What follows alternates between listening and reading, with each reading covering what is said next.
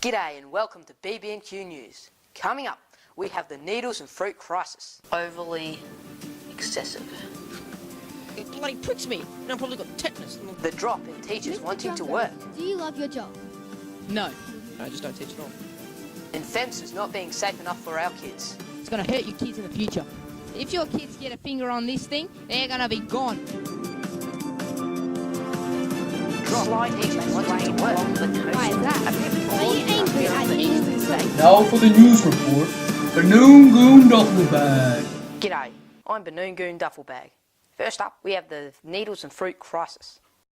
It's been going on for a couple of months now. So we took to the streets and asked the public on their opinion. Excuse me, sir.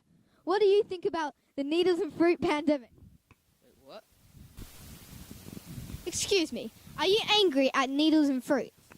Nah, I mean, I use them as a toothpick, you know, less dental bills. These needles in fruits are disgraceful, aren't they? Well, yeah, when I saw a needle in my strawberry, I was like, oh yeah, me drug dealer's hiding my needles in the strawberry. I'm like, oh yeah, this is like Amazon Prime delivery or something. But then when I bit into the strawberry, it bloody pricks me, and I've probably got tetanus, and I'm going to the hospital right now. Very interesting. Now, I went to the local supermarket today and I found a piece of fruit. Look at the size of this needle. It's absolutely disgraceful. Absolutely disgraceful. Like, disgraceful. Now we move on to school problems. Teachers have been either quitting their jobs or hating their jobs so much that they quit their jobs. So we went to local schools in WA to find out why they hate teaching so much. Do you love your job? No, not really. Why is that? Well, you see, Monday I'm usually hungover. Tuesday I've got a headache from the hangover. Wednesday I always sleep in and I'm too tired to teach. Thursday I have to go late night shopping with the missus, which I dread all day. And Friday I'm just so excited on the weekend I just don't teach at all. Is your job stressful? No, it is not. How old are you? 20. Mr. Drongo, do you love your job? No. Why did you choose your job then? Well, it was a 50-50 chance out of two jobs. Either a road construction guy or a sports teacher. Why out of those two? Because they're the only ones with cones. Very interesting. Hopefully we'll see more teachers working at schools, or at least see an increase of number of teachers working. Now let's move to the weather with Cloud Storm. Now for the weather, Cloud Storm. Thanks, Duffels. Now, as you can see, along the coast we had quite a bit of rain. Down the south it was a bit drier and hot, represented by that H over there. Now, if we move to tomorrow... If we move to tomorrow, it's just this one. No, wrong one, wrong button, sorry.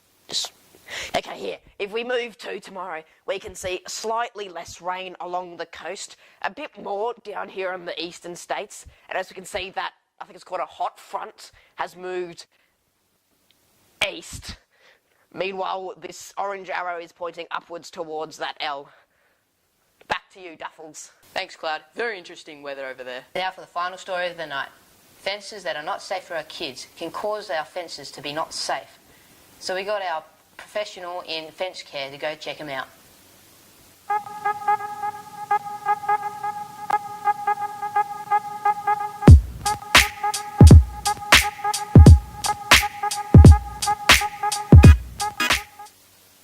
So what seems to be the problem? Well, I just need to get my fence checked, make sure they're safe for the kids.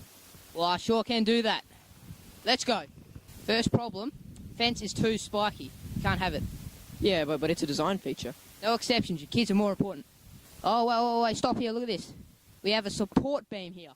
You know what the fault's with this? You know what the fault's with this? No. This is going to cause your kids to jump over the fence.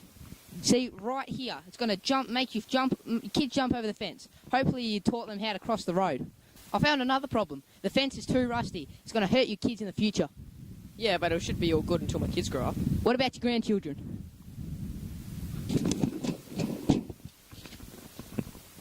Yep, another problem, sir.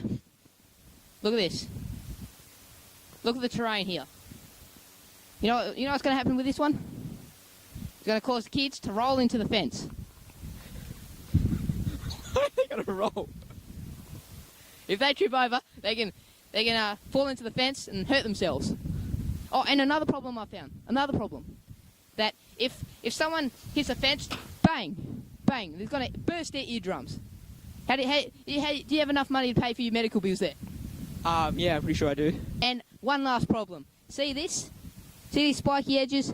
If your kids get a finger on this thing, they're going to be gone. Oh, nah, didn't go for me, but see, little kids have like thin skin, so that's going to cut right through them. So we need to replace it, put some caps on, and then we're going to remove that top bit of the fence and remove the support beams, take this metal fence down, replace it with nothing, and they'll be fine. How do you think about that? But I don't have any fence. Oh well, great day of inspecting people's fences, and it was a great thing to see all the fences and see how to improve it in the future. And I'm sure this guy will improve it in the future. No. Okay, fair enough. His kids are going to have some problems in the future. And thank you for listening to BB&Q News. Thank you. And thank you for listening to BB&Q News. And until next time, goodbye.